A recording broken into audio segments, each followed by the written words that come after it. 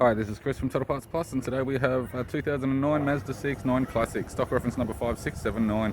The shape runs from the 11th month 2006 through to the 2nd month 2012. It has an L3 2.3 litre 4-cylinder turbo petrol engine backed by an automatic all-drive transmission. 2.3 litre 4-cylinder turbo petrol engine.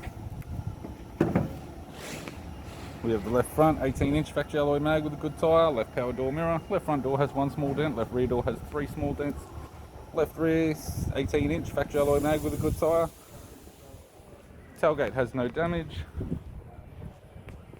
right rear 18-inch factory alloy mag with an average tyre, right rear door has 5 small dents, right front door has 2 small dents, right power door mirror, and a right front 18-inch factory alloy mag with a good tyre.